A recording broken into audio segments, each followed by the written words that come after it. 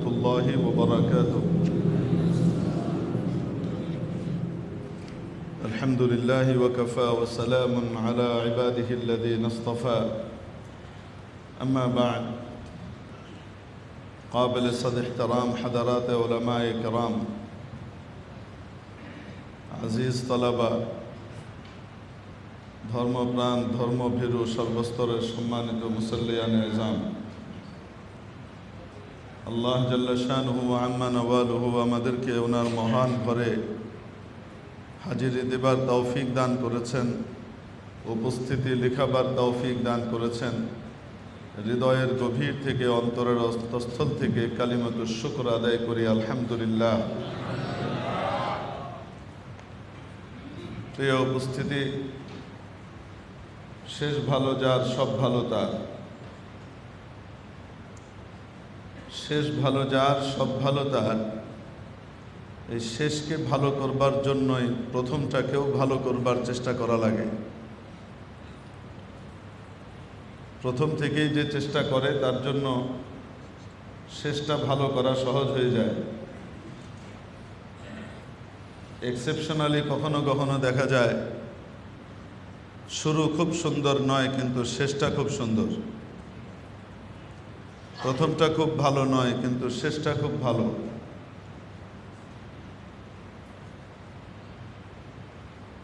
কিন্তু সাধারণত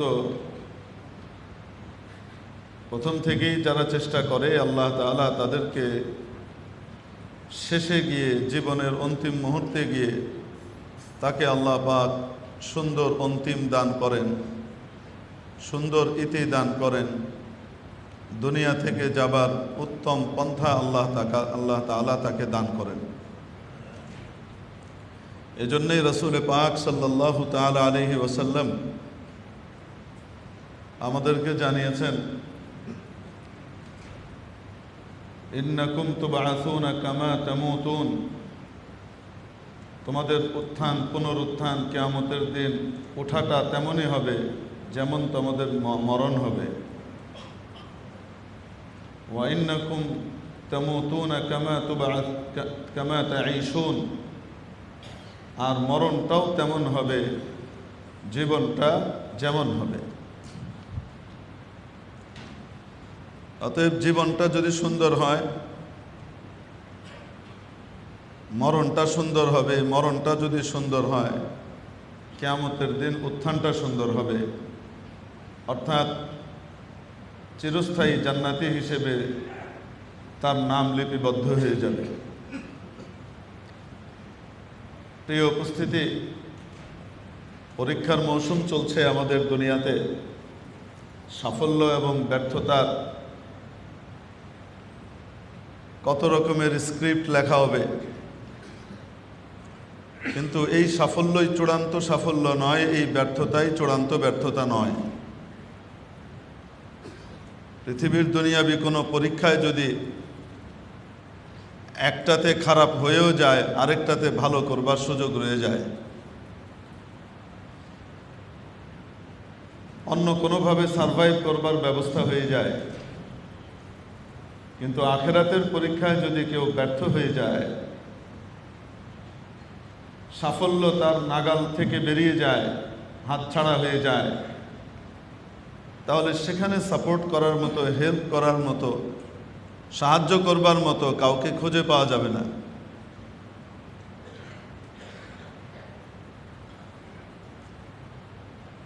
সেখানে সারভাইভ করবার জন্য নতুনভাবে আর কোনো সুযোগ তাকে দেয়া হবে না যে তুমি আরেকবার ট্রাই করে দেখো। এই সুযোগটা আর তাকে দেয়া হবে না।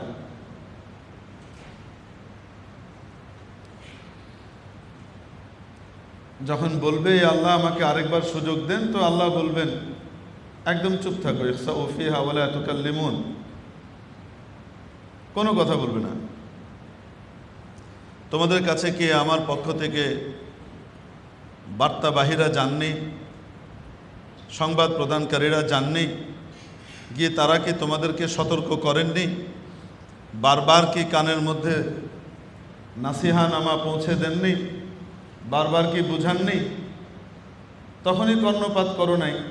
এখন তুমি বলছো যে লাআল্লি আমালু সালিহান ফীমা তারাকতু, আমাকে আরেকবার সুযোগ দিলে এবার আমি বিশেষ কিছু করে দেখিয়ে দেব। এটা কখনোই হবে না। তুমি যা করেছো আবার তোমাকে পাঠালে তুমি তাই করবে।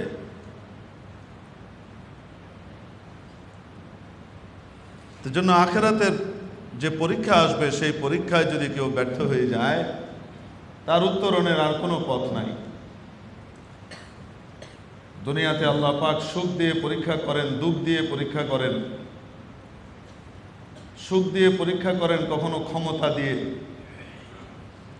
দেখেন যে ক্ষমতাটা পাওয়ার পরে ক্ষমতা প্রদানকারী আমি আল্লাহকে মনে রাখে, নাকি ক্ষমতা পাওয়ার পরে আমি আল্লাহকে ভুলে যাই। যদি মনে রাখে তাহলে তার নজিরও কোরআনে কারিমে আল্লাহ তাআলা উল্লেখ করে দিয়েছেন, ওয়ায়াসআলুনাকা আন যিল করনাইন কুল সাআতলু আলাইকুম মিনহু যিকরা। আপনার কাছে ওরা যুলকারনাইন সম্পর্কে জানতে চেয়েছে, তো তারা এসে নাম বলেনি, নবীজির কাছে পরীক্ষা করতে এসেছিল। 3টে প্রশ্ন করেছিল, তার মধ্যে একটি হলো সেই বাদশাকে যিনি পূর্ব পশ্চিম উত্তর দক্ষিণ সর্বত্র নিজের কর্তৃত্ব প্রতিষ্ঠা করেছিলেন, তার ব্যাপারে আপনি কি জানেন? রাসূল পাক সাল্লাল্লাহু আলাইহি সাল্লাম 3 প্রশ্নের উত্তরে বলেছিলেন আগামীকাল বলবো। কারণ স্বাভাবিকভাবে যে কোনো কিছুতে নবীজি আটকাতেন, প্রশ্নের মুখোমুখি হতেন। উনি জানতেন আমার তো কোনো সমস্যা নাই, আমার পেছনে তো একজন আছেন, আলিমুন খবীর আছেন, সর্বজ্ঞাত সর্বজ্ঞানী আল্লাহ আছেন, তিনি আমাকে জানিয়ে দেবেন। সাধারণত বিষয়টা হতো এমন যে কোনো কিছু কেউ জানতে চেয়েছে, তৎক্ষণাৎই আল্লাহ পাক বিধান নাজিল করে দিয়েছেন। এখনো সাহাবী প্রশ্ন করে উঠে যেতে পারেননি, আল্লাহ তাআলা তার আগেই ওই বসা অবস্থায় বিধান চলে এসছে, খবর চলে এসছে।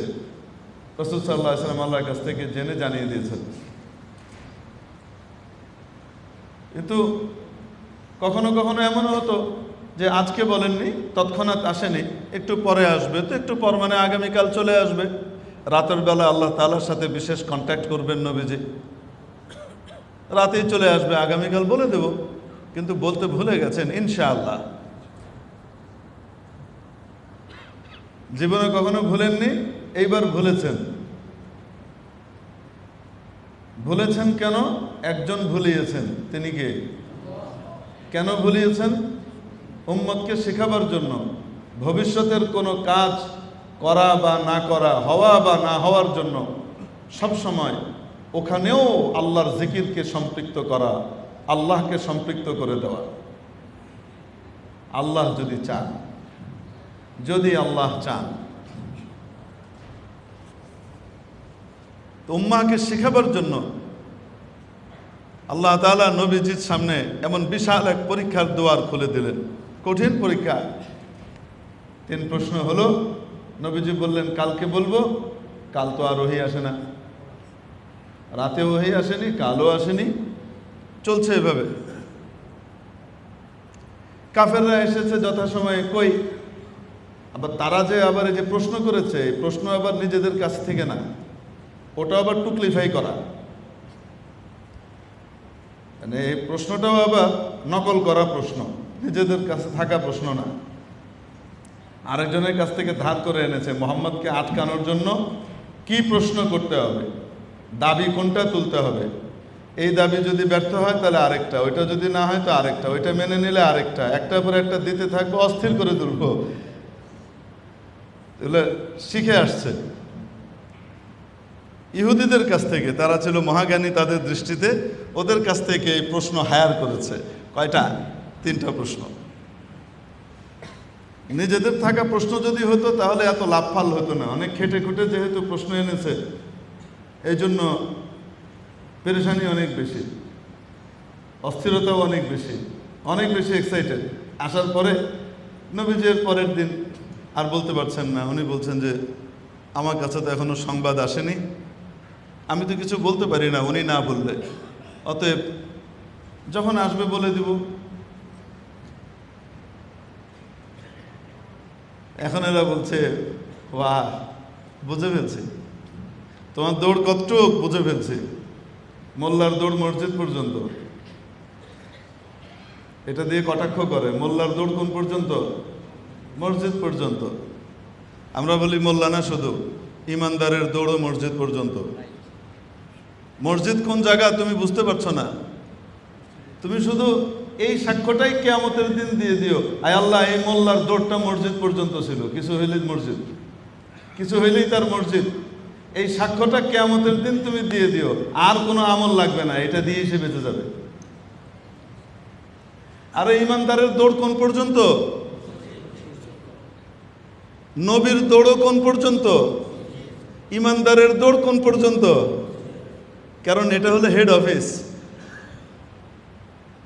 আহাব্বুল বিকাই ইলাল্লাহি মাসাজিদুহা ওয়া আবগাদুল বিকাই ইলাল্লাহি আসওয়াকুহা। আল্লাহর কাছে সবচেয়ে প্রিয়তম জায়গা হলো মসজিদ। রাসূল পাক সাল্লাল্লাহু আলাইহি ওয়াসাল্লামের ব্যাপারে সাহাবীরা বলছেন, কানা রাসূলুল্লাহ সাল্লাল্লাহু আলাইহি ওয়াসাল্লাম ইযা ফাযাহু আমরুন বাদারা ইলা সালাহ। নবীজি যখন কোনো বিষয়ে ভীত সন্ত্রস্ত হতেন, কোনো সমস্যায় পড়তেন বা ঘাবড়ে যেতেন, সাথে সাথে নামাজের দিকে দৌড় দিতেন, সাথে সাথে মসজিদের দিকে দৌড় দিতেন। মসজিদ আশ্রয়স্থল ছিল, ওখানে গিয়ে আল্লাহর সাথে স্পেশাল ভাবে সম্পর্ক করতেন।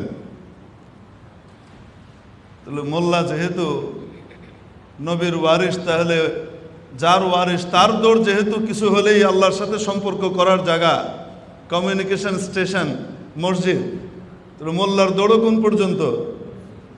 নবীর অনুসারী, নবীকে মহব্বতকারী ইমানদারের দৌড়ও কোন পর্যন্ত? মসজিদ পর্যন্ত। আরশের মালিক একটা বিশাল পাওয়ার দিয়ে দিয়েছেন ইমানদারদেরকে।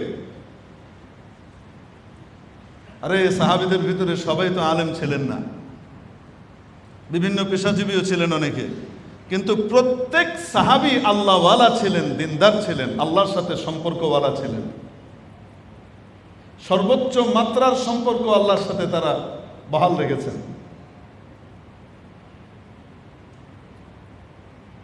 এজন্য এটাই উম্মার কাছে দাবি।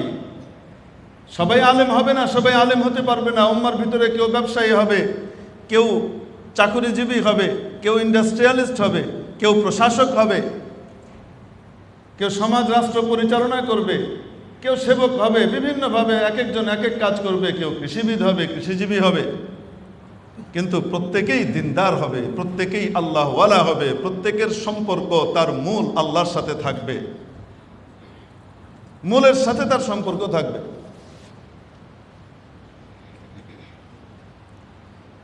মেরে মুহতারাম দোস্ত বুজুর্গ, আল্লাহ রব্বুল আলামিন এই উম্মতকে দিয়ে দিয়েছেন 2 রাকাত নামাজ আর সাথে সাথে ফয়সালা।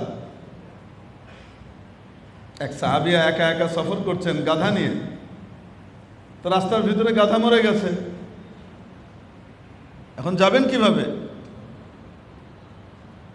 নবীজি যা করতেন তিনিও তাই করলেন, সাথে সাথে 2 রাকাত নামাজ আদায় করলেন, আল্লাহর কাছে বললেন, সালাতুল হাজাত 2 রাকাত পড়লেন, আল্লাহর কাছে বললেন, অ্যাপ্লিকেশন জমা দিলেন ইলাহাল আলামিন। যখন এই গাধাটার কোনো অস্তিত্ব ছিল না, তার মা বাবার জন্মের আগেও তার কোনো অস্তিত্ব ছিল না, সেখান থেকে আপনি এই অস্তিত্বহীনকে অস্তিত্বশীল করেছেন। এখন তার পুরো কাঠামো আছে, শুধু রূহটা চলে গেছে। রূহটা ফিরিয়ে দেওয়া তো আপনার জন্য তেমন কোনো কঠিন কিছু না। তা আমার জন্য তো বড় পেরেশানি হবে যদি নাকি গাধা না থাকে। তা আপনি গাধাটাকে চিন্তা করে দেন। গাধা দাঁড়িয়ে গেছে নামাজ শেষ হওয়ার আগে, নামাজ শেষ হয়ে দোয়া হচ্ছে, দোয়ার ভিতরেই কি হয়ে গেছে, গাধা উঠে দাঁড়িয়ে গেছে, গাধাতে করে সফর করে চলে এসছেন। তো সাহাবীদের ঈমান তো এই পর্যায়ের ছিল, এরকম ইয়াকিন ছিল যে আমি আমার আল্লাহকে নবীর তরিকা অনুযায়ী বললে আল্লাহ আমার কথা শুনবেন। নবীজি সাল্লাল্লাহু আলাইহি ওয়াসাল্লাম কি শিখাচ্ছেন? চাইতে হলে আল্লাহর কাছে চাও, একটা স্যান্ডেলের ফিতে ছিঁড়ে গেছে, এত তুচ্ছ একটা জিনিস, সেটা পৃথিবীর কে না আদায় করতে পারে, প্রয়োজন পুরা করতে না পারে, সেখানেও শেখাচ্ছেন এটাও আগে আল্লাহর কাছে চাও, আল্লাহর কাছে চাও। এই ট্রেনিং যদি আমরা আমাদের বাচ্চাদেরকে ছোটবেলা থেকে দিতাম, যে কোনো কিছু পাওয়ার আগে সেটা দিতে পারেন, যেহেতু আল্লাহ, তুমি আগে আল্লাহর কাছে বলে আসো, দেখো আল্লাহ ব্যবস্থা করেন কিনা, কিভাবে করেন দেখো, তাহলে আমাদের বাচ্চারা ছোটবেলা থেকে পাকা ইমানদার হয়ে উঠত। এখন আমরা তো বাচ্চাদেরকে কি বলবেন, বড়রাও খেলার নাম শুনলে যে দৌড় মারে, বাচ্চাদের কথা আর কি থাকবে। অদ্ভুত এক উন্মাদনা, 1 মাস 2 মাস আগেও থাকে না, 1 মাস 2 মাস পরেও আবার থাকে না, কিন্তু 4-5টা মাস একদম মনে হয় কি বানিয়ে দেয়। আল্লাহু আকবার। দুনিয়ার জিন্দেগিটাও এরকম, এই উন্মাদনা, আনন্দ, উচ্ছ্বাস, বিষাদ, কষ্ট, বাস্তব জীবনের সাথে এর কোনো সম্পর্ক নাই। কিছুদিন পরে আবার বাস্তব জীবন যেটা সেটাই চলতে থাকে, আগেও যেটা চলছিল সামনেও সেটাই চলতে থাকে, মাঝখানে আসলো চলে গেল। দুনিয়ার জিন্দেগিটা এরকম এক পাগলামের জিন্দেগি। এটার ভিতর দিয়ে যে তার টার্গেট ঠিক রাখতে পারে সে ব্যক্তি কামিয়াব হয়ে যায়। এজন্য টার্গেট মিস না করা। আমাদের সকলের টার্গেট হলো আখিরাত। টার্গেট কি? আখিরাত। টার্গেট কি? আখিরাত। এটা মিস করা যাবে না, সব সময় এটা মাথায় রাখতে হবে যে কোনো হালতে। তো এক মা তার বাচ্চাকে এইভাবে তরবিয়ত দিতেন যে আল্লাহ খাওয়ায়, আল্লাহ পড়ান, আল্লাহই দেন। বাচ্চা মাদ্রাসা থেকে আসতো, নাস্তা খাওয়ার সময়, দুপুরের খানা খাওয়ার সময়, তো মা মিট সেফে খাবার রেখে দিতেন, আর আসার পরে বাচ্চাকে বলতেন আল্লাহর কাছে বলো। তো বাচ্চা প্রতিদিন তার কি ছিল, অভ্যাস হয়ে গেছে আল্লাহর কাছ থেকে খাবার চাইতে হবে। তো এসে আল্লাহর কাছে খাবার চায়, 2 রাকাত নামাজ পড়ে খাবার চেয়ে, তারপরে আম্মা বলেন দেখো মিটসেফে আসছে কিনা খাবার। তো মিটসেফ খুলে দেখে যে খাবার আছে। এখন তো মিটসেফের চল শেষ হয়ে গেছে, কিন্তু আধুনিক যুগ, এক সময় ছিল মিটসেফ, তাই না? খাবার যেন নষ্ট না হয় এটার জন্য সামনে জালি টাইপের কিছু দেওয়া থাকতো, যেন বাতাস টাতাস ঢুকে আবার যেন পোকামাকড় ঢুকতে না পারে, এজন্য বন্ধ করে রেখে দিত মিটসেফ। যদিও নামটা মিটসেফ, গোশত সেফ করার জিনিস, কিন্তু মিটের পরিবর্তে সব কিছুই থাকতো তার ভিতরে, খাবার দাবার হেফাজতের জায়গা ছিল। এখন আধুনিক আধুনিক জিনিস এসছে আরো, এখন কি সেফ হবে, সেই সেফের ভিতরে ঢুকিয়ে দেন খাবার।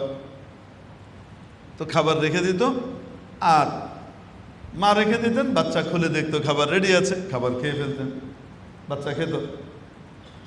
তো একদিন মা কোনো কাজে গিয়েছেন, নির্ধারিত সময়ের ভিতরে ফিরতে পারেননি, খাবার রেডি করে যে রেখে যাবেন মিটসেফে সেটাও রেখে যেতে পারেননি। তো বাচ্চার আসার সময় হয়ে গেছে, মা অস্থির, হায় হায় হায়, আমার বাচ্চার ইমানের দরজা তো ভেঙে যাবে, দেয়াল ভেঙে যাবে আজকে। এই অস্থিরতা নিয়ে মা বাড়িতে ফিরেছে, ফিরে এসে দেখে অলরেডি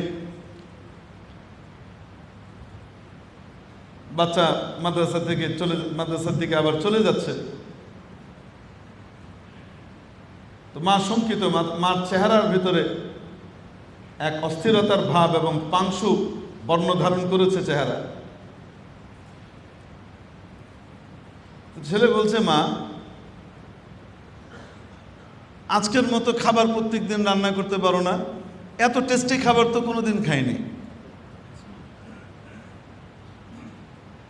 আজকে বাচ্চা গিয়ে আল্লাহর কাছে চেয়েছে, প্রতিদিন যেমন আল্লাহর কাছে চায়, মাকে পাইনি, কিন্তু রুটিন ওয়ার্ক, আল্লাহর কাছে চাইতে হবে, আল্লাহ দিবেন, খানা আল্লাহ দেন। চেয়ে যখন মিটসেফ খুলেছে, খোলার পর দেখে মা যে শূন্য মিটসেফ রেখে গিয়েছে সেটা খাবার দিয়ে ভর্তি, মজার খাবার। সেই খাবার বাচ্চাও খেয়েছে, কিছু খাবার রয়েও গেছে, বাকিটা এসে মা খেয়েছেন। কে দেন? আল্লাহ দেন। তো বাচ্চাকে যদি আমরা ওইভাবে ট্রেনিং দিতাম, তাহলে আমাদের বাচ্চারাও খাঁটি ইমানদার হতো। তো সাহাবীদের তো ট্রেনিং ছিল, যা কিছু নেব কার কাছ থেকে নেব? আল্লাহর কাছ থেকে নেব। কানা রাসূলুল্লাহ সাল্লাল্লাহু আলাইহি ওয়াসাল্লাম ইযা ফাযাহু আমরুন বাদারা ইলা সালাহ, নবীজি কোনো বড় বিষয়ের মুখোমুখি হলেই, শঙ্কার কোনো বিষয় নবীজির সামনে দেখা দিলেই নবীজি মসজিদ পানে ছুটতেন। সাহাবীরাও কোনো সমস্যায় পড়লে, বড় ধরনের সমস্যা দেখলে বাড়িতে যেমন সালাতুল হাজত পড়তেন, মসজিদে যে আদায় করার জন্য চলে যেতেন। হেড অফিসের সাথে যে কি করি, যোগাযোগ করি, লোকাল অফিসে যাই, এখান থেকে হেড অফিসে যোগাযোগ করব, আরশের সাথে সম্পর্ক সরাসরি মসজিদে। তো মোল্লার দৌড় মসজিদ পর্যন্ত, শুধু মোল্লার দৌড় না, যারা ইমানদার, আল্লাহকে ভালোবাসে, আল্লাহকে বিশ্বাস করে, তারাও বিপদে পড়লে তাদের দৌড় কোথায়? মসজিদ। এখন থেকে কি বলতে লজ্জা পাবেন যে আমার দৌড় মসজিদ পর্যন্ত? মসজিদ পর্যন্ত সবাই যেতে পারে নাকি? আরে প্রধানমন্ত্রীর দপ্তরে চাইলেই কেউ যেতে পারে নাকি? বঙ্গভবনে প্রেসিডেন্টের কাছে দেখা করার জন্য, ওখান থেকে ওখানে কোনো অ্যাপ্লিকেশন দেওয়ার জন্য চাইলেই কি কেউ যেতে পারে নাকি? বহুদূর থেকে রাস্তা ব্লক থাকে, যেতে হলে বিশেষ পাস লাগে। যার কাছে ওই পাস আছে উনি যেতে পারেন, পাস নাই ঢুকতে পারেন না। এই যে আমি আপনি আল্লাহর ঘরে এসে ঢুকেছি, এটা যেন আমরা মনে না করি যে আমরা আমাদের ক্ষমতা বলে চলে এসেছি। হ্যাঁ, আমরা ইচ্ছা করেছি, মাবুদ বিশেষভাবে সহায়তা করে আমাদের জন্য স্পেশাল পাস সরবরাহ করেছেন। ফেরেশতারা দাঁড়িয়ে আছে, যার কাছে পাস আছে সে ঢুকে, যার কাছে নাই সে মুখে এসেও ফিরে যায়, চাইলেই ঢুকতে পারে না। যিনি ঢুকতে পারেন, যিনি চান আল্লাহর কাছে কায়মান বাক্যে, আল্লাহ আমি যেতে চাই, আপনার ঘরকে পছন্দ করি, আমি সেখানে যেয়ে আপনার কাছে একটু অর্ঘ্য দিতে চাই, নামাজ পড়তে চাই, দোয়া করতে চাই, আপনার সন্তুষ্টি পেতে চাই। আল্লাহ পাক তার সেই বান্দার জন্য তার ব্যবসা বাণিজ্যের ঝামেলা, তার চাকরি বাকরির ঝামেলা, তার এটা ওটার অনেক রকমের চাপ, এই সব কিছুকে তুচ্ছ করে পিছনে ফেলে তার ঘরে আসবার জন্য মাওলা তাকে ব্যবস্থা করে দেন, সে চলেই আসে, তাকে আটকে রাখা যায় না। এমবেসিতে দেখা করতে গেলে ভিসা নেওয়ার জন্য এমবেসিতে যাবে, তো সেটার জন্য অ্যাপ্লিকেশন সাবমিট করার জন্য টাইম নির্ধারণ করে দেয় না, টাইম স্লট থাকে। এই টাইম থেকে ওই টাইমের ভিতরে তার হবে, এই টাইম থেকে ওই টাইমের ভিতরে গেলে ঢুকতে পারবে, এই সময় থেকে ওই সময়ের বাইরে যাবে। ভাই আপনার তো স্লট শেষ হয়ে গেছে, আপনার সময় পার হয়ে গেছে, আপনি আর ঢুকতে পারবেন না।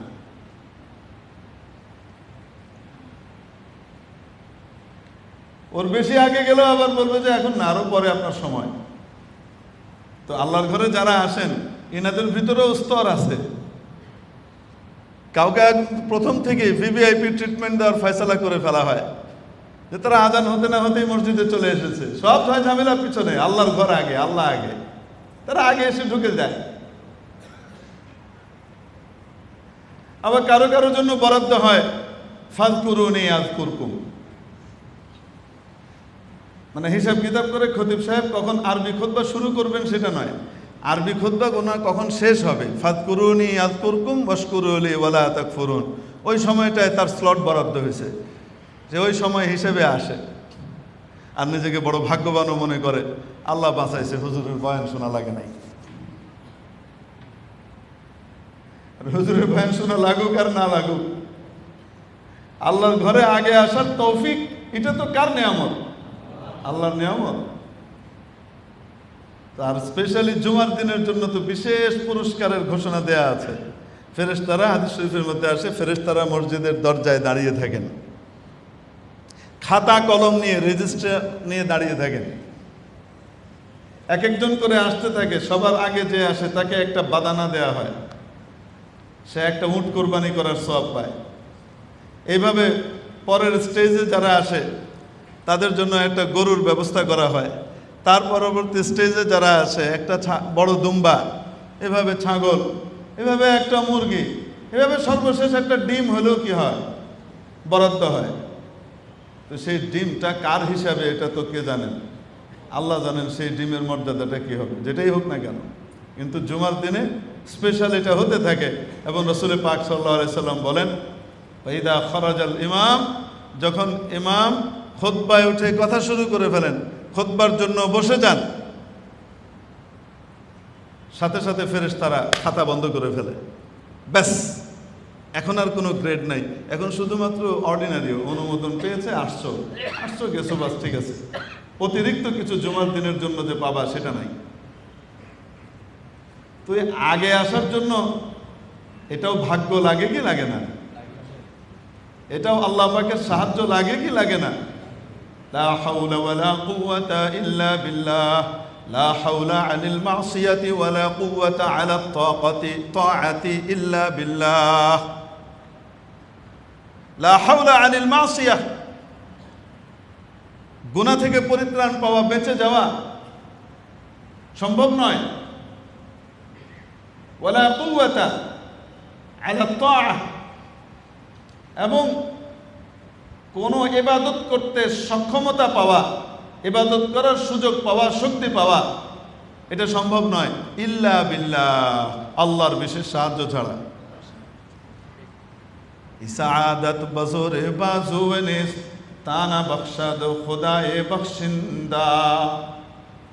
নিজের বাহু বলে তুমি ইবাদত করে ফেলো তা নয়, তোমার পেছনে, তোমার আগ থেকে তোমাকে একজন চান, তোমাকে একজন ভালোবাসেন, তাই তোমাকে ইবাদতের বিশেষ সুযোগ করে দিচ্ছেন, তোমার প্রমোশনের স্পেশাল ব্যবস্থা করে দিচ্ছেন। সে মহান সত্তাকে গফুরুর রহিম আল্লাহ রব্বুল আলামিন, উনি হলেন মহান মালিক, যিনি তোমার জন্য সে ব্যবস্থা করে দিচ্ছেন। তোমার হৃদয়ে মাওলা পাকের মহব্বত তৈরি হয়েছে, মনে করো না এটা তোমার কাছ থেকে প্রথম তৈরি হয়েছে, বরং তোমার জন্য বিশেষ মায়া, তুমি যার জন্য পাগল হয়েছো সেই মাওলার দিলে আগে পয়দা হয়েছে। উনি মহব্বতের ছটা ছড়িয়েছেন, তোমার হৃদয়ের ভিতরে ঢুকিয়েছেন, তুমি পাগল হয়েছো। তুমি সেই মাওলার ইশকে মাতোয়ারা পেয়ে সবকিছুকে পেছনে ফেলে তোমার মাওলার দাবি আর চাহিদাকে পূরণ করবার জন্য তুমি ছুটে এসেছো। इश्क़ अव्वल दर दिले माशूक़ पैदा मिशवद, इश्क़ अव्वल दर दिले माशूक़ पैदा मिशवद, तान सूज़द शम्अ कै पै शैदान परवान शैदा मिशवद, तान सूज़द शम्अ कै परवान शैदा मिशवद। माशूक़ আর প্রেমাস্পদের হৃদয়ে আশিক আর প্রেমিকের জন্য ভালোবাসার উপস্থিতি প্রথম তৈরি হয়। মানুষ দেখে মোমের জন্য পাগল হয়ে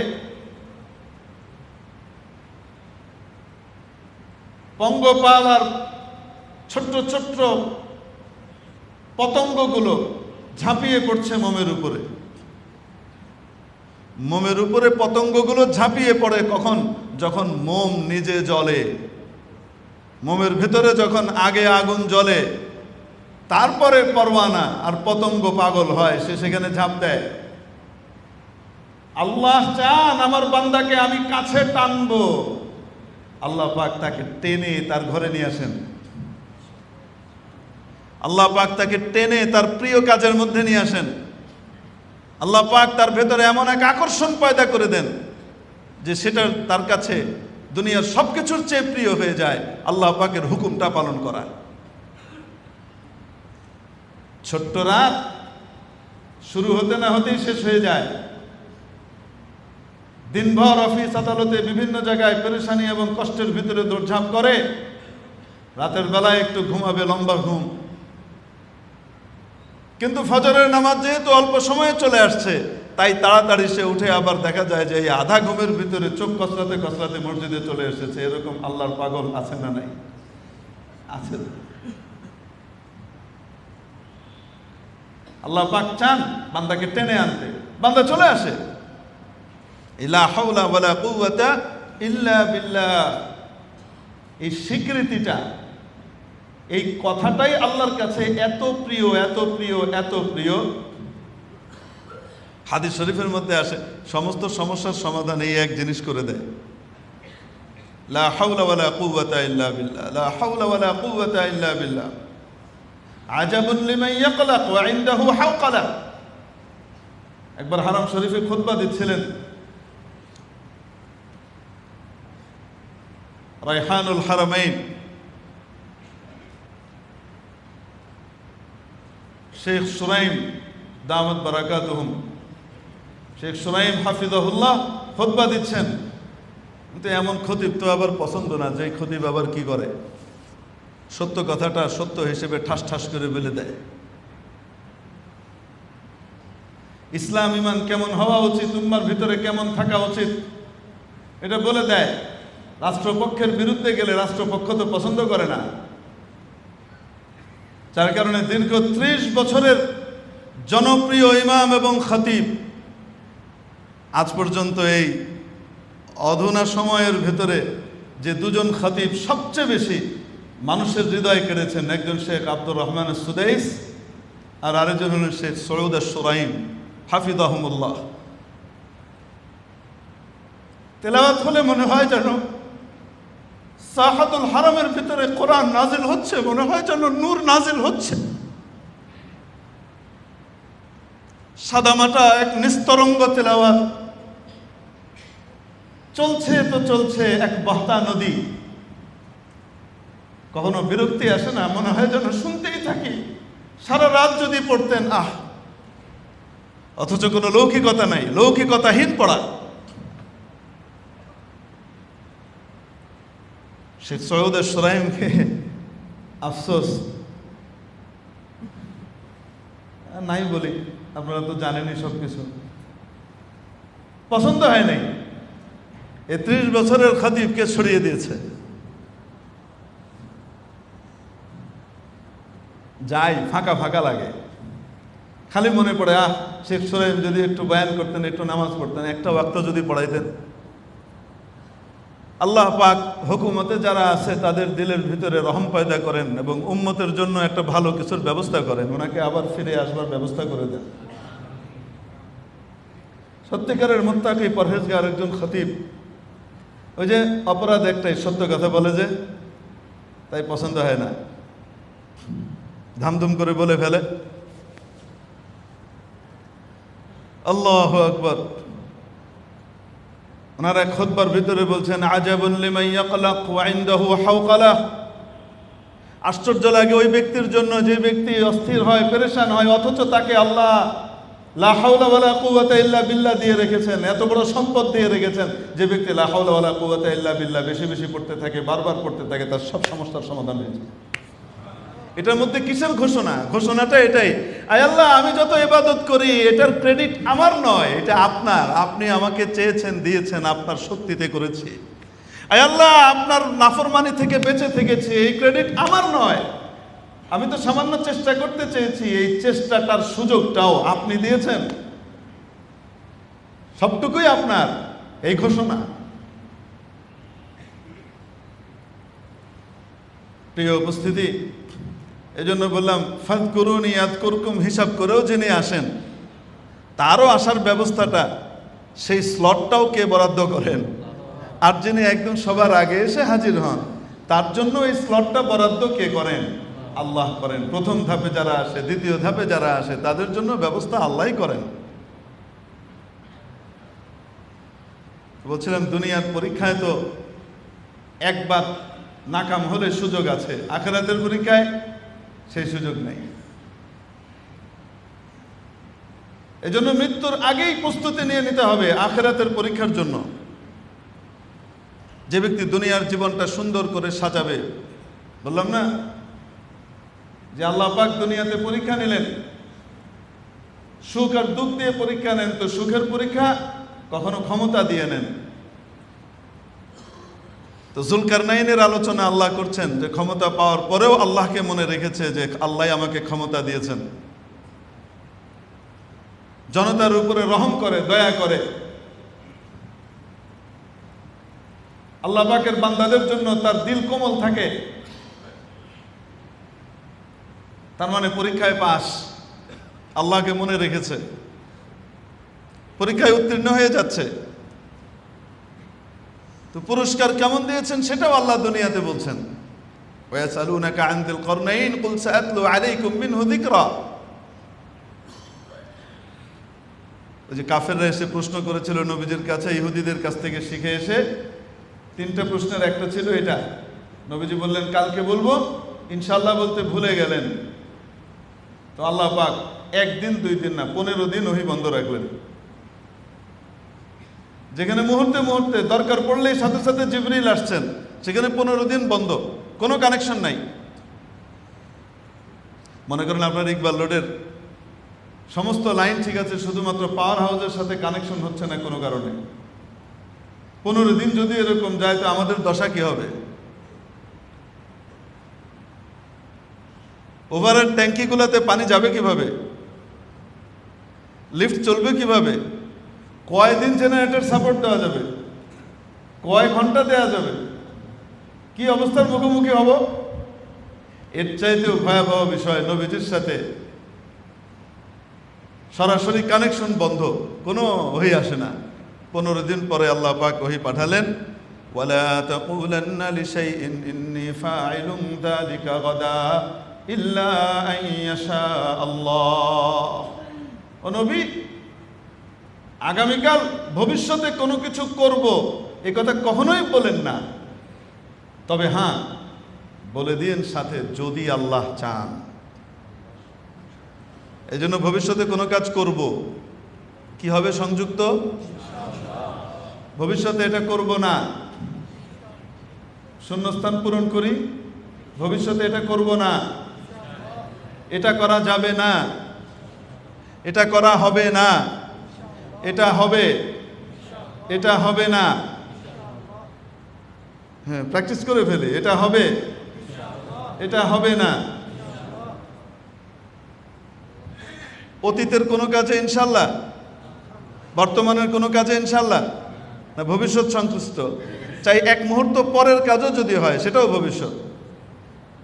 অতএব কেমন আছেন? এটা ভবিষ্যৎ, বর্তমান না ভবিষ্যৎ না বর্তমান? তো এই বর্তমানের জন্য কি হবে? ইনশাল্লাহ ভালো আছি, ইনশাল্লাহ ভালো আছি। উত্তর সঠিক না ভুল? ভুল। কি করতে হবে? আলহামদুলিল্লাহ ভালো আছে। কেমন ভালো আছে? তারপরেও আমাদের সরল সোজা মানুষরা ভুল ভাল হোক যাই হোক তারপরেও অনেক সময় বলে ফেলে ইনশাল্লাহ ভালো আছে। এটাও যে বলে, এটাও তো আল্লাহকে ভালোবাসে, মহব্বত করে তাই বলে। যদিও ভুল বলে, আল্লাহ তো দেখেন যে আমার এই বান্দা ভুল বললেও আসলে আমার জিকির তার উদ্দেশ্য, আমাকে স্মরণ করা তার উদ্দেশ্য, ঠিক কিনা? সেও আল্লাহর কাছে অনেক প্রিয়। যদি সে একদম প্রপার শব্দটা বলে, অ্যাপ্রোপ্রিয়েট শব্দটা বলে, তাহলে আল্লাহর কাছে আরো বেশি প্রিয় হবে। তো ভবিষ্যতে নবী কোনো কিছু হবে, করবেন বলেন না, সাথে সংযোগ করে দেন, সংযুক্ত করে দেন ইনশাআল্লাহ। আল্লাহ পাক ক্ষমতা দিলেন যুলকারনাইনকে। আল্লাহ বলেন ইন্না মাক্কান্না লাহু ফিল আরদি ওয়া আতাইনাহু মিন কুল্লি শাইইন সাবাবা।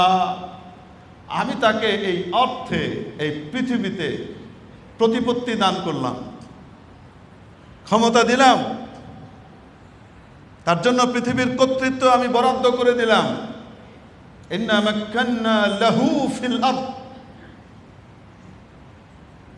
ওয়া আতাইনাহু মিন কুল্লি শাইইন সাবাবা। আর সব ধরনের উপকরণও তার কাছে দিয়ে দিলাম। পৃথিবী শাসন করার জন্য যে উপকরণগুলো দরকার, পৃথিবীর এই প্রান্ত থেকে ও প্রান্তে ছুটে যাওয়ার জন্য যেগুলো দরকার, সেগুলোও তার জন্য আমি কি করে দিলাম? ব্যবস্থা করে দিলাম। অতএব উপকরণ অর্জন করা এটা শরীয়ত বিরোধী নাকি কোনো বিষয়ে কাজ করতে চাইলে সেই উপকরণ অর্জনের জন্য চেষ্টা করা, মেহনত করা, এটা শরীয়ত সম্মত, এটাই ইসলামের শিক্ষা। তবে পার্থক্য হবে তোমার আকীদা, বিশ্বাস এবং কর্মপন্থায়, যে তুমি উপকরণে বিশ্বাসী নাকি উপকরণ ছাড়াও তার উপরে মহাশক্তিধর আল্লাহ বিশ্বাসী। উপকরণ থাকলেই হবে এই বিশ্বাস নয়। ইমানদারের বিশ্বাস হলো উপকরণ দিয়েও আল্লাহ সমাধান করতে পারেন, উপকরণ ছাড়াও করতে পারেন। ইয়াকিন হবে কার উপরে? আসবাবের স্রষ্টা, মুসাব্বিবুল আসবাব, সমস্ত আসবাবকে যিনি তৈরি করেন, মাধ্যমকে যিনি তৈরি করেন, সরবরাহ করেন, সেই আল্লাহর উপর। এটাই হলো ইমানি চেতনা। তো বাদশাহ জুলকারনাইন ক্ষমতা পেলেন। আল্লাহ পাক জিজ্ঞেস করলেন, হ্যাঁ পৌঁছলে তো এখানে, অস্তাচলে তো এসে পৌঁছলে, তো কিভাবে তুমি রাষ্ট্র চালাবে? বলছে, ইয়া আল্লাহ, যে আপনার কথা মানবে তার জন্য আমি মহা দয়ালু হয়ে যাব, আর যে আপনাকে অস্বীকার করবে তার ব্যাপারে আমার মতো কঠোর কেউ হবে না। আপনার জমিনে থাকবে, আপনার খাবে, আপনার পড়বে, আর আপনাকে পিছনে ফেলে রাখবে, তার সাথে আপনি ছাড় দিয়ে দিতে পারেন, এটা আপনার ব্যাপার, কিন্তু আমি ছাড়বো না, আমার গায়ে লাগে। আল্লাহ পাক বলেন, পাস করেছো, খুশি হলাম, যাও, এবার আরো কিছু উপকরণ দিলাম। এবার চলে গেলেন যেখানে সূর্য উঠে ওই জায়গাতে, অস্তাচলেও গেলেন, উদয়াচলেও গেলেন। সূর্য ডুবে কোথায় আল্লাহ জানে। বর্তমান সায়েন্স বলবে পৃথিবীতে সর্বশেষ সূর্যটা ডুবে কোথায়, উঠে কোথায়। আমরা বলি জাপান, না, সর্বপ্রথম জাপান নয়, ফিলিপিনে ওঠে। প্রসিদ্ধ হলো জাপান, যে সূর্য ওঠার জায়গা জাপান। তবে কোরআনের যে বিবরণ, কাদামাটি মার্কা এরিয়াতে গিয়ে পৌঁছলেন, এই বিবরণ শুনলে মনে হয় দ্বীপাঞ্চলই হবে, হয়তো এই ফিলিপিনের অঞ্চলটা হওয়াটা স্বাভাবিক। জাপান তো বিরাট দ্বীপ, ছোট দ্বীপ না, সেখানেও হতে পারে। সব জায়গায় পৌঁছলেন। আল্লাহ পাক তার প্রশংসা করছেন, আমাকে মনে রেখেছে, দেখো সে দুনিয়াতেও জিতেছে, আখেরাতেও জিতেছে। ক্ষমতা দিয়েছিলাম নমরুদকেও, সুখ দিয়েছিলাম, আমাকে ভুলে গেছে, ফেল মেরেছে। আজ এত লাঞ্ছিত আর অপমানিত করেছি, পৃথিবীতে লক্ষ কোটি টাকা দিলেও কেউ তার নিজের ছেলের নাম নমরুদ রাখতে রাজি হয় না। হবে নাকি? হ্যাঁ, বিশ্ব সম্রাট নমরুদের নামে আমি আমার ছেলের নামকরণ করেছি, সে পৃথিবী জয় করবে। কোনো কাফেরও তার ছেলের নাম কি রাখতে চায় না, কোনো খ্রিস্টানও রাখতে চায় না, কোনো ইহুদিও রাখতে চায় না, নমরুদ রাখবে না। আর আখিরাতের লাঞ্ছনা তো বরাদ্দ। আল্লাহ পাক ক্ষমতা দিলেন হযরত সুলাইমান আলাইহিস সালামকে, আল্লাহর ইচ্ছা অনুযায়ী আল্লাহর শুকর আদায় করলেন। আল্লাহ পাক কর্তৃত্ব আরো বাড়িয়ে দিলেন। এবং আজ যদি আপনি পৃথিবীতে খুঁজেন, শুধু মুসলমানদের মধ্যে না, মুসলমানদের মধ্যে তো লাখের উপর ছাড়াবে যার নাম সুলাইমান। আমাদের মিরপুরের বাসার যে দারোয়ান, তার ছেলের নামও সুলাইমান। তো সুলাইমান ঠিক মতো কইতে পারে না, নাম কি? টলমান। কি নাম আব্বু তোমার? টলমান। ছোট্ট বাচ্চা বলতে পারে না তো। শুধু মুসলমানরা সুলাইমান নাম রাখে। আরে আপনি ইহুদিদের ভিতরে, খ্রিস্টানদের ভিতরে বহু পাবেন, তারা সুলাইমান উচ্চারণ করে না, উচ্চারণ করে সলোমন। স্যালমন রাখে, সলোমন রাখে। দাউদ আলাইহিস সালামের নাম রাখে, কিন্তু দাউদটা উচ্চারণ করে না, ওটাকে একটু উল্টিয়ে রাখে, ডেভিড। কি রাখে? এই যে ডেভিড বেকহ্যাম, এক খেলোয়াড় ছিল এক সময় ইংল্যান্ডের। আসলে ডেভিড শব্দটা কি? দাউদের বিকৃত রূপ। সলোমন, এটা হযরত সুলাইমান আলাইহিস সালামের নামের বিকৃত রূপ। কিন্তু তাও কত মানুষ পৃথিবীতে সুলাইমান নাম রাখছে। ইজ্জত আল্লাহ দুনিয়াতেও দিয়েছেন, আখিরাতেও দিয়েছেন। আল্লাহ পাক সুখ দিয়ে পরীক্ষা করেন। সুখের একটি উপকরণ হলো মানুষের কাছে ধন সম্পদ। ধন সম্পদ দিয়ে পরীক্ষা করেন যে আমার বান্দা ধন পাওয়ার পরে আমাকে মনে রাখে না ভুলে যায়।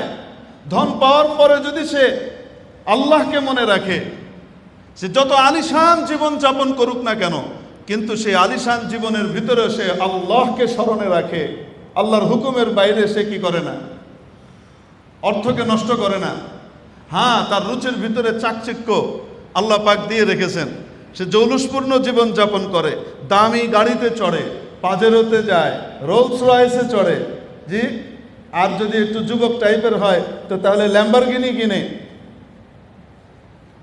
ছুটানোর জায়গা বাংলাদেশে নাই, তারপরেও কিনে।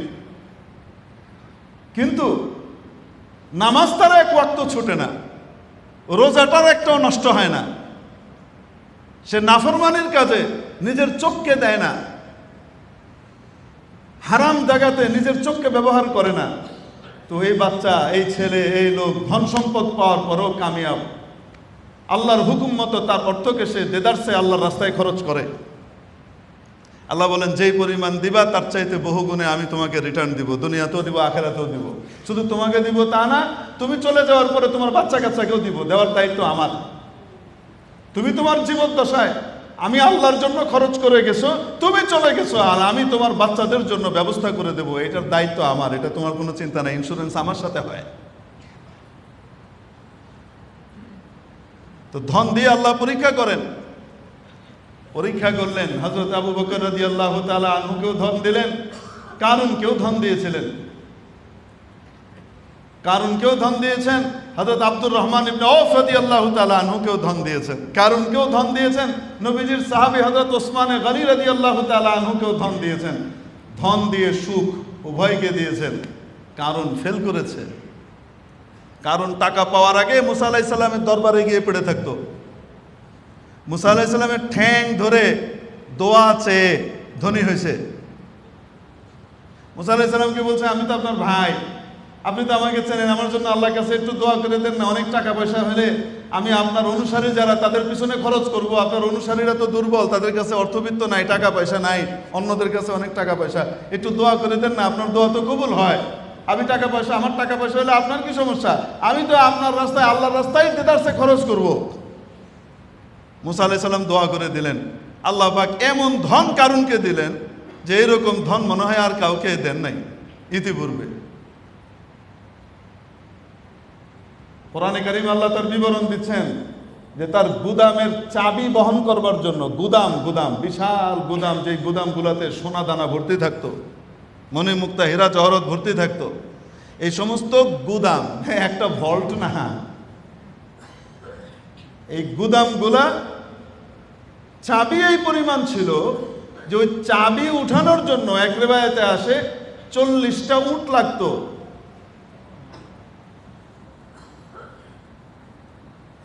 বোঝা বহনকারী বড় বড় কুলিরা কুঁজো হয়ে যেত। কিন্তু ধন সম্পদ পাওয়ার পরে পরীক্ষায় ফেল করেছে, আল্লাহকে ভুলে গেছে। শুধু ভুলে গেছে তা না, বরং এই টাকা পয়সা ধন দৌলত দিয়ে আল্লাহর বিরুদ্ধে অবস্থান নিয়েছে। নবী মুসার কথা যেহেতু ভালো লাগে না, মুসা আলাইহিস সালাম তাকে বলেন, ও কারুন, আল্লাহ দিয়েছেন ওয়ালা তানসা নাসিবাকা মিনাদ দুনিয়া ওয়া আহসিন কামা আহসানাল্লাহু ইলাইক। আরে তোর দুনিয়ার অংশ যেটা, সেটা তো তোকে ভুলতে বলি নাই, রাখ। কিন্তু আল্লাহ যেমন তোর উপরে দয়া করেছেন, সেই দয়া তুই অন্যের জন্য কর, অন্যকেও দে, শুধু তোকে খাওয়ার জন্য দেন নাই। কারণ বলে, এই মুসার কারণে তো আমি মানুষের কাছে খারাপ হয়ে যাচ্ছি, এই মুসাকে নষ্ট করতে হবে, পচাতে হবে। এই জন্য মুসার বিরুদ্ধে ষড়যন্ত্র পাকালো। এক মহিলাকে কিনে আনলো টাকা দিয়ে, যে ভর মজলিসের ভিতরে তুমি মুসার বিরুদ্ধে এই অপবাদ দিবা। ভর মজলিসের ভিতরে ওই মহিলা দাঁড়িয়েছে। কারণ তার আগে মুসা আলাইহিস সালামের সামনে একবারে তার দলবল নিয়ে হাজির হয়েছে, খুব নতজানু হয়ে সুন্দর করে বসে আছে। মুসা আলাইহিস সালাম বয়ান করছেন, চিরকুট দিছে একজনকে দিয়ে যে কেউ জিনা ব্যভিচার করলে কি সাজা। মুসা আলাইহিস সালাম বললেন, এই সাজা, আল্লাহ পাক এটা ঘোষণা করেছেন। তো ওখান থেকে কারণ বলছে, হযরত এটা কি সবার জন্য, মানে নবী এবং অনুসারী সবার জন্য? হ্যাঁ, আমি যদি করি তো আমার জন্য। তো আমাদের কাছে তো একটু এভিডেন্স আছে, কেউ কিছু বলতে চায়। তোমরা কি কিছু বলতে চাও নাকি? কে যেন আসছিলে আমার কাছে, কিছু লোক পাবেন সমাজে, এদের কাছে সবাই আসে সব কিছুই নাকি বলে। হ্যাঁ, আমাকে এই বলে পেরেশান করে ফেলতেছে, আমাকে এই বলতেছে, সেই বলতেছে, মানে সব দায়িত্ব তার। তো কারণ নিয়ে বলতেছে, আমাকে তো পেরেশান করে ফেলতেছে, কে যেন কি বলবে, বলো। ও তুমি না কি বলবা? তো মহিলা দাঁড়িয়েছে, মহিলা বলতে চাচ্ছে ওইটা যেটা কারণ শিখাই দিছে। তাকে বিপুল পরিমাণ টাকা পয়সা দেওয়া হবে, অর্ধেক দিয়েছে আর অর্ধেক পেমেন্ট বাকি আছে। ওই মহিলা দাঁড়িয়েছে, আল্লাহ মুখ দিয়ে কথা উল্টা বের করছেন। ওই মহিলা দাঁড়িয়ে বলছে, মুসা আমাকে তো এই পরিমাণ টাকা টুকা দিয়ে রাজি করাইছিল, আমি আসছিলাম, এবং আমাকে আরো কিছু দিবে, এবং আমাকে কারুন সাহেব শিখাই নিয়ে আসছে যেন আমি বলি যে আপনি আমার সাথে এই করছেন। কারুন টাকা ঢেলেছে, নবীকে বিতর্কিত করার কাজে। আজকেও বহু মানুষ টাকা ঢালে, বহু রাষ্ট্র টাকা ঢালে নবীর ওয়ারিস এবং ওয়ারিস তৈরির কারখানা মাদ্রাসাগুলোকে বিতর্কিত করবার জন্য। বিগত 2 মাসের হিসাব আপনাদেরকে দিই, 56টা সংবাদ প্রকাশিত হয়েছে জাতীয় সংবাদ মাধ্যমগুলোর ভিতরে বিভিন্ন মাদ্রাসা, মহিলা মাদ্রাসা, কওমি মাদ্রাসা এবং বিভিন্ন আলেম ওলামা সম্পর্কে আমরা ঘেঁটে বের করলাম। মোট 56টা সংবাদ। এই 56টা সংবাদ এক একটা শুনলে মনে হয় ঘৃণায় গা জ্বলে যায়, এমন ভাবে প্রচার হয়েছে। খোঁজ নিয়ে দেখা গেছে 52টার কোনো অস্তিত্ব নাই। যখন আমরা তদন্তে পাঠিয়েছি সবকিছু, খুঁজে দেখা যাচ্ছে 52টার কোনো অস্তিত্ব নাই। আর 4টার ভিতরে যা আছে, যতটুকু আছে সেটা তিলকে তাল। তো কারণের চেলাবেলারা আজকে দুনিয়াতে নাই কেন? কারণ হলো আলেম ওলামা তৈরি হবে, নবীর ওয়ারিস তৈরি হবে, উম্মত দিনদার হবে, পরহেজগার হবে, উম্মত ভালো হবে, জান্নাতে যাবে, এই রাস্তা দেখানোর মানুষ তৈরি হবে। এটা বন্ধ করতে হবে। এটা বন্ধ না করলে তো গোলাম বানানো যাচ্ছে না, নিজেদের মন মতো সবকিছু গিলানো যাচ্ছে না। বহু দূর থেকে বহু চক্রান্ত হয়। আপনার এই দেশেই বহু এজেন্সিকে রেডি করা আছে এনজিওর নামে, পেইডেড এজেন্ট। অর্থ বরাদ্দ রাখা হয় ওই সমস্ত সাংবাদিকদের জন্য যারা এই সমস্ত বিষয়গুলো বেশি বেশি করে ছড়াবে, খুঁজে এনে দেবে, তাদের জন্য বিশেষভাবে ব্যবস্থা হবে। কয় টাকা বেতন পায় এক একটা সংবাদকর্মী, কত কষ্টের সাথে সাংবাদিকরা চলে। খোঁজ নিয়ে দেখেন যারা আসলে সাংবাদিকতা করে, সত্য সাংবাদিকতা করে, তাদের এক একজনের বৃত্ত কি পরিমাণ, বহুত কষ্টে তারা জীবনযাপন করে, সততার সাথে চলে। কিন্তু কারো কারো মাশাআল্লাহ আঙুল ফুলে কলা গাছ না, আঙুল ফুলে বট গাছ হয়ে আছে। কোত্থেকে আসে আমরা কিছু বলবো না, থাক। মেরে মুহতারাম দোস্ত, কারণ মুসা আলাইহিস সালামের বিরুদ্ধে লোক দাঁড় করাইছে। মুসা আলাইহিস সালাম নবী ছিলেন, আল্লাহ মুজিজা দেখাইছেন, কিন্তু সব সময় তো মুজিজা আর কারামত হবে না। উম্মতের চোখ খুলে দেবার জন্য সাবধান, আশ্রয় কানে নিও না। কারণ ফেল করেছে আর অর্থবিত্ত আল্লাহ দিলেন। কারণ ফেল করে নাই, শুধু মুসা আলাইহিস সালামকে আল্লাহ পাক ক্ষমতা দিয়ে দিলেন। এমনি তো গরম নবী, এমনি গরম, তারপরে এরকম অপবাদ। মুসা আলাইহিস সালাম আল্লাহর কাছে দাঁই করে বদ্ধ। আল্লাহ পাক বললেন, যাও জমিনকে তোমার অনুগত করে দিলাম, তুমি যা বলবা তাই করবে। বলার সাথে সাথে মুসা আলাইহিস সালাম জমিনকে বলতেছেন, এবলাই গিল ওকে। শুধু ওকে গিলবি না, ওর যত ধন সম্পদ আছে ওগুলা সহ গিল।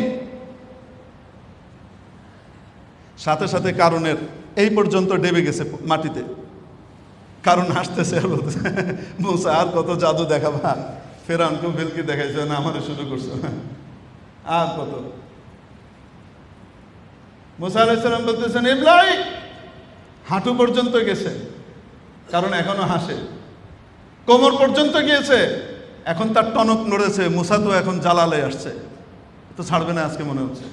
মুসা ভুল হয়ে গেছে, মাফ করে দাও। এবলাই বুক পর্যন্ত ডেবেছে। মুসা, আল্লাহ রসুল কালিমুল্লাহ, আমাকে মাফ করে দেন, আমি আর কোনোদিন বলবো না, আমি মিথ্যা কথা বলছি, আমি এই অপকর্ম করবো না, আমার ধন সম্পদ সব আমি আল্লাহ রাস্তায় দিয়ে দেবো। এখন মুসা আলাইহিস সালাম বলে, কি পয়সা দিয়ে নবী কিনবি?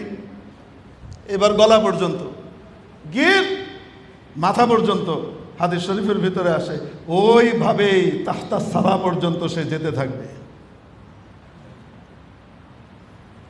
আল্লাহ পাক ধন সম্পদ দিলেন আবু বকরকে, ওসমানকে, হযরত আব্দুর রহমান ইবনে আউফকে, সাহাবীদেরকে পরীক্ষা করলেন ধন সম্পদ দিয়ে, সুখ দিয়ে। শুধু পাস করে নাই, শুধু পাস করে নাই। ওসমান রাদিয়াল্লাহু তাআলা আনহু এসে নবীজির কথার উপরে চাঁদা চেয়েছেন, আল্লাহর দ্বীনের জন্য দাও দাও। হযরত ওসমান রাদিয়াল্লাহু তাআলা এসে এক ব্যাগ স্বর্ণ মুদ্রা ঢেলে দিলেন। নবীজি আরো বলছেন, আরেক ব্যাগ এনে ঢেলে দিলেন, আরো বলছেন, আরেক ব্যাগ এনে ঢেলে দিলেন। যে যুদ্ধের ঘটনাকে কেন্দ্র করে নবীজি দেখেছিলেন, সেই যুদ্ধের জায়গাতে এইবার হজে যাওয়ার তৌফিক হয়েছে, সফর করে এসেছি তাবুক। আল্লাহু আকবার। 3 বার বললেন, দিলেন। নবীজি সাল্লাল্লাহু আলাইহি সাল্লাম খুশির চোটে হাদিস শরীফের ভিতরে আসে এইভাবে স্বর্ণ মুদ্রাগুলো হাতে করে উঠাচ্ছেন আর এভাবে ছাড়ছেন, বৃষ্টির মতো পানির মতো স্বর্ণ মুদ্রা পড়ছে টুং টুং টুং টুং করে।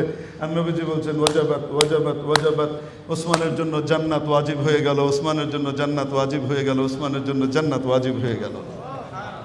দুনিয়ার পরীক্ষা সুখ আর দুঃখ, সুখের এক ক্যাটাগরি হলো ধন সম্পদ দিয়ে পরীক্ষা করেন। ওসমান শুধু পাস করে নাই, দুনিয়াতেই জান্নাতের সুসংবাদ নিয়ে গেছেন। আব্দুর রহমান ইবনে আউফ রাদিয়াল্লাহু তাআলা আনহুকে টাকা দিয়েছেন আল্লাহ। প্রথম যখন এসেছিলেন নবীজি সাল্লাল্লাহু আলাইহি সাল্লাম মদিনার এক সাহাবীর সাথে জুড়ি বানিয়ে দিলেন। মুহাজির হিসেবে এসেছেন, কিচ্ছু নাই, কপরদকহীন। ওই সাহাবী বললেন, আব্দুর রহমান, আমার সাথে ধন সম্পদ সবকিছু আপনার সাথে আমি দুই ভাগে ভাগ করে নিলাম, আমার যা আছে অর্ধেক আপনার অর্ধেক আমার। উনি বললেন, আপনার ধন সম্পদ টাকা পয়সা আপনার জন্য বরকতময় হোক, আপনি আমাকে বাজারের রাস্তাটা দেখিয়ে দেন। সাথে করে বাজারে গেলেন, শুধু আপনার গুডউইলটা আমাকে একটু দিয়েন, যে আমি বাকি নিব, এই বাকিটা যেন আমাকে দেয়, আমাকে তো আর দিতে চাইবে না, আপনাকে চেনে, আপনি একটু গ্যারান্টর হয়েন, শুধুমাত্র বাকিটা আমাকে নিয়ে দিন, তারপরে বাকিটা আমি করবো না। হযরত আব্দুর রহমান ইবনে আউফ বাকিতে জিনিস কিনলেন, এখান থেকে কিনে আরেক জায়গায় বিক্রি করলেন, কিছু লাভ, এরপরে আবার লাভ, আবার লাভ, এই করতে করতে টাকা যা ছিল ব্যাস একদম কিছু ছিল না, এত টাকা পয়সা হয়েছে। আল্লাহু আকবার। হযরত আব্দুর রহমান ইবনে আউফ রাদিয়াল্লাহু তাআলা আনহুর সম্পদ এসেছে বিদেশ থেকে কন্টেইনার ভর্তি করে। এই জমানায় কন্টেইনারে করে আসে, ওই জমানায় উট দিয়ে এসেছে বৈদেশিক সামান, এসে পুরা মদিনার অলি গলি আশপাশ সব ভরে গেছে, মানুষের ভিতরে গুঞ্জন চলছে। আল্লাহু আকবার। আব্দুর রহমানের কত টাকা! এই গুঞ্জনের আওয়াজ আম্মাজান সিদ্দিকা রাদিয়াল্লাহু তাআলা আনহার কানে গেল। জিজ্ঞেস করলেন, এত চর্চা চলছে কেন, কিসের আওয়াজ? বলছে, আব্দুর রহমান ইবনে আউফের এই পরিমাণ টাকা এসেছে। আল্লাহু আকবার। মালপত্র এসেছে, মদিনার অলি গলি সব ভরে গেছে, বাইরেও জায়গা হচ্ছে না, উটের জায়গা হচ্ছে না, উট ভর্তি মাল। আব্দুর রহমান বিন আউফ রাদিয়াল্লাহু তাআলা আনহুকে আম্মাজান ডাকলেন, আব্দুর রহমান, এই কবরওয়ালা দুনিয়া থেকে গিয়েছেন, বেশি দিন তো হয় নাই, এর মধ্যেই তোমাকে দুনিয়া এইভাবে পেয়ে বসলো।